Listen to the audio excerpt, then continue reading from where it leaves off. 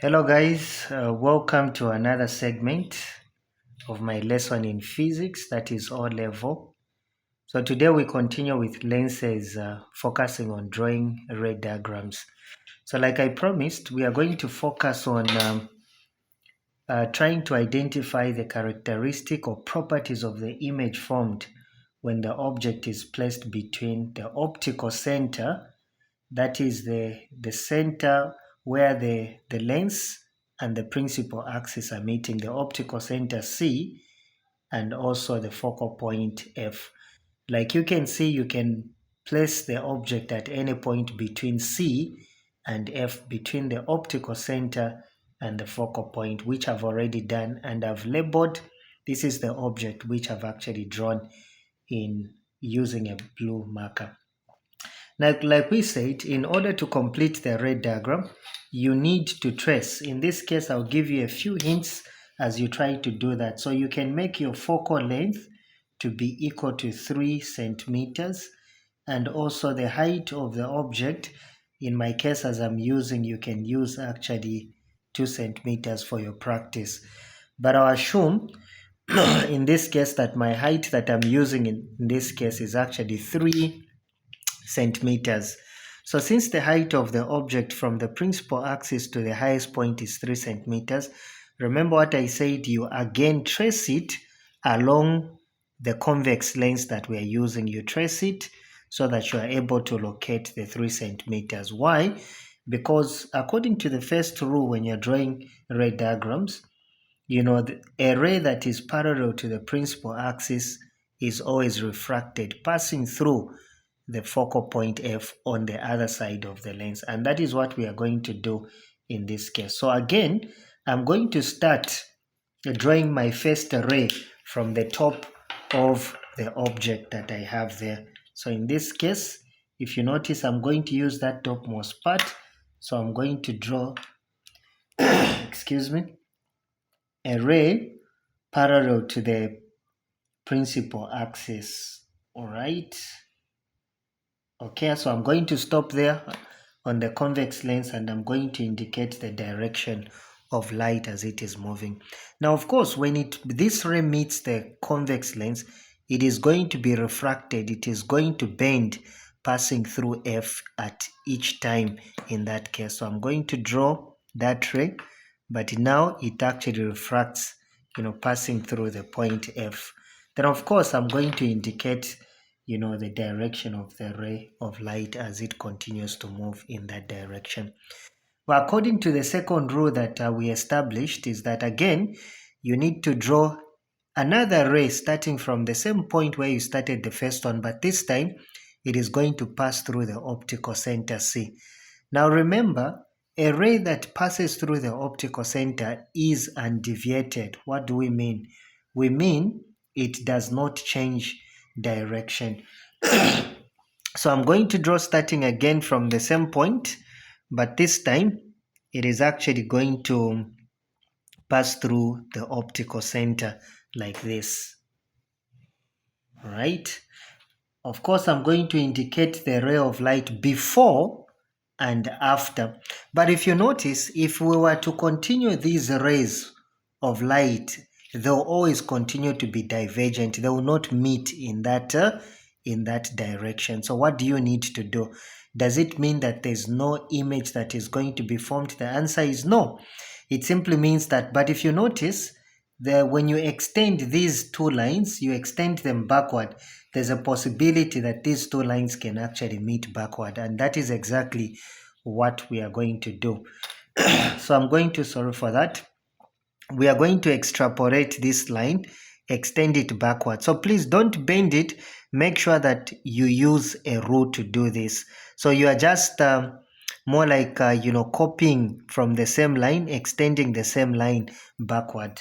But when you extend it backward, we use dotted line because the image that is going to be produced is not formed on the screen, and therefore that is why I'm using dotted lines, in order to show that the image formed, it cannot be formed on the screen, it is being formed on the same side as the object. Remember, when the object is formed on the same side as the object, it simply means that it is not real. It cannot be formed on the screen. I will do the same with this line. I'll extend it. First of all, trace it, but I'll extend it backwards again. I'll extend it backwards again, just like I'm doing here. So I'll extend it with dotted lines again. If you notice, the two lines are actually meeting, intersecting at this point here. So this is where the image has actually been formed. So you need to draw to locate the image by drawing a vertical line from the principal axis to where the lines are intersecting. So this is what I want to do. Because I used a blue marker for my object, I want to use a blue marker for my image as well. So you trace it nicely. It should be vertical, not where it is bending up to the principal axis. Now if you notice, this arrowhead from the object has actually been pushed to that position. So my arrowhead is actually going to be at this point now here. And I'm going to label this one as the image that has been formed. Well, the next thing that they are going to ask you is simply to identify what are the properties of the image formed. So let's try to identify a few properties of the image that is formed. I'll try to create more space and write them in this side. So I'm going to say properties. So properties of image. So what are the properties of the image formed?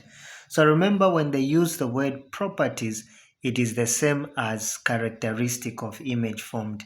Now, the first property that we can put up is that if you notice, the image is actually bigger than the object. Therefore, we say the image formed is actually, magnified. So we are going to say the image one is actually magnified. What does that mean when we say it is magnified?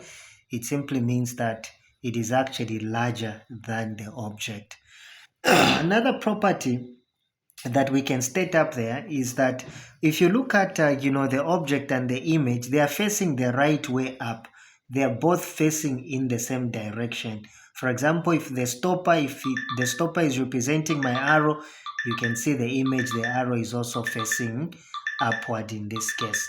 So it simply means that the image is erect. So we can actually use the word erect.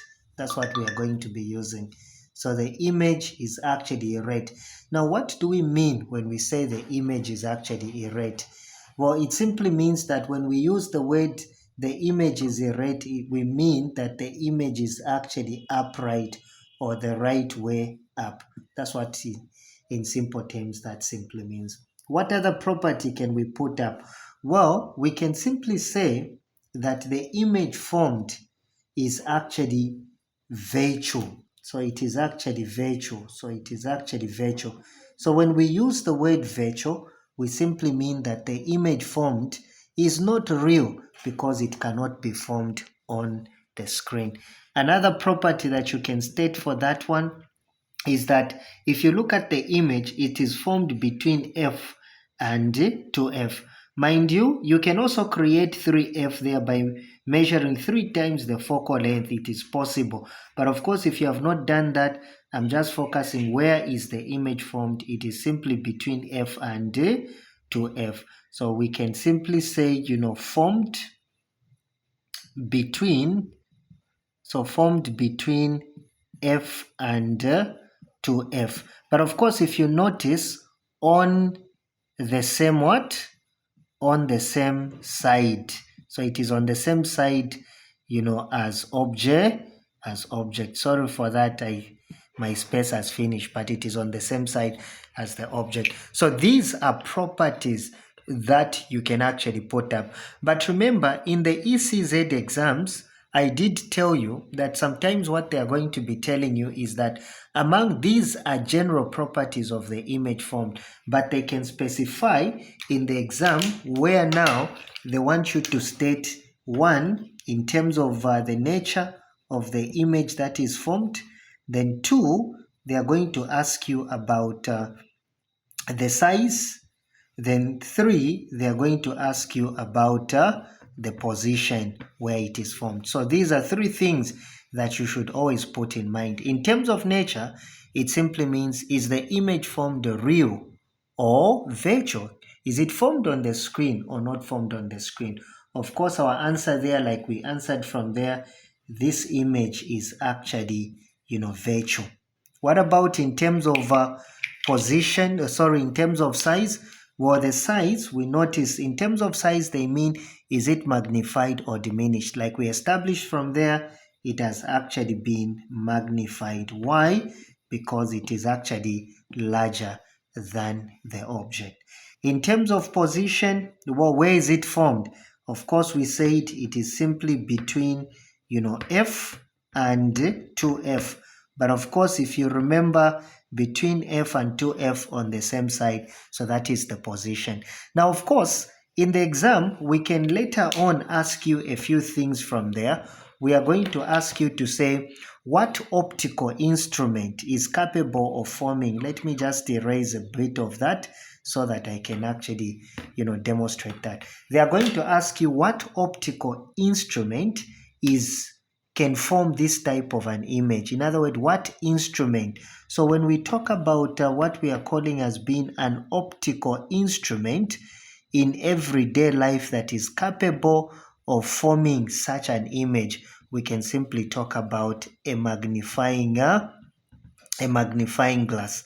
So actually a magnifying glass can actually create this type of image. Now, if a magnifying glass is able to create this type of image, where should you put your eye? Because they can ask you also where you need to put your eye position in order to have that image. Sorry, again, I'll just erase that so that I can show you, because this is where the eye position is supposed to be. So for example, if I was to draw where the eye position would be, it simply means that the eye was going to form in that direction. So my eye position was going to form in this direction. So this is the eye. When you're looking in that direction, then you'll be able to see the image formed. And that is exactly what you are going to have on a magnifying glass.